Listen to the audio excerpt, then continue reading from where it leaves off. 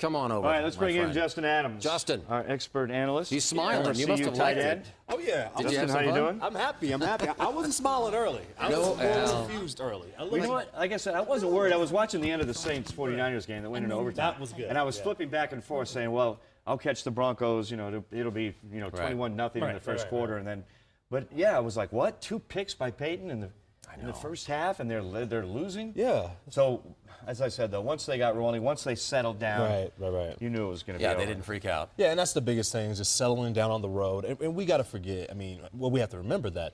They played a road game last week. Yep. They had one, got another one coming. And they have one coming up. So, just getting used to playing on the road. You're playing against a hostile crowd, even though there were a lot of empty seats, Lionel. I think a lot of available they've got a Raiders logo up there. They just wanted to show the logo off. You're 0-8. First of all, they never, even if they were a winning team, they have a hard time selling out, right? Yeah. But you've got an 0-8 team going in. Even if you want to come see Peyton Manning and,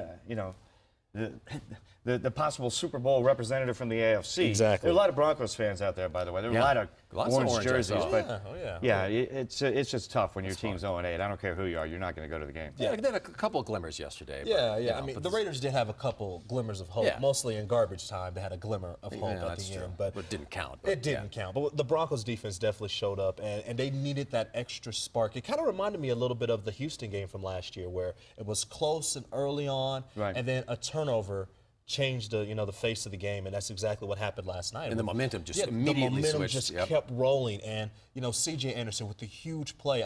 First of all, caught the ball with one hand, then broke 3 tackles, broke another tackle down the field, and then reverses fields and goes into the end zone. He's kind of good. Cutback speed. Wow.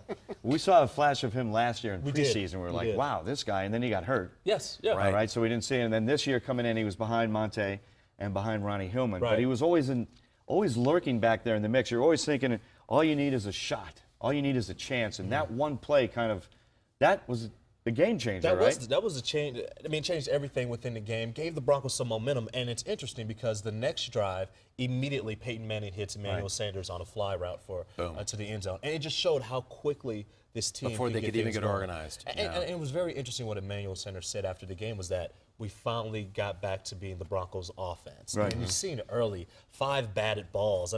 Peyton Manning moving his feet, just not sure of where he was going with the football, trying to force it in, and that's what happened with the first interception. So it was just weird to see this football team operate early on.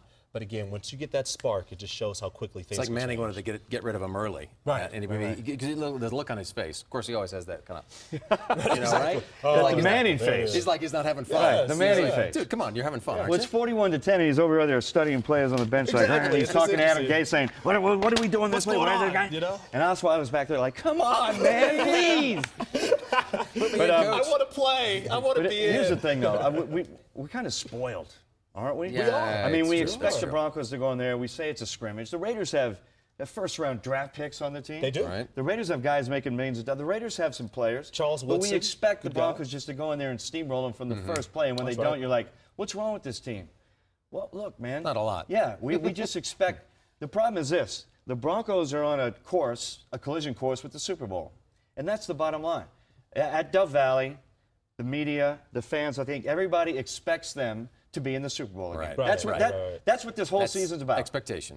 Is you're going to the Super Bowl. So when you kind of mess up early or mess up against a team like the Raiders, a lot of questions come up. But as I said, I never at one point did I expect them to lose that game. Exactly. And you also have to remember this is the middle part of the season. And these are like the dog days. It's like in baseball where it's the August of the season per se, the July and August, where you just want to get through these games and you want to win. So I know fans out there want the Broncos to win by 1,000,000 points, and that's great. But the main thing is that you keep everybody healthy, number one. Absolutely. And that you just win the football games. And especially you make sure that Peyton Manning continues to stay healthy, because what happened to Arizona, they have the best record right now. But they just lost their quarterback possibly for the rest of the season. Palmer. So you've got to understand. Where's my kids going?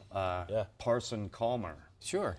Did Parson Calmer go out, Dad? I know. I said, yeah, Parson Calmer. And his kids are 16. No, it's kind of fun. It was great. Yeah.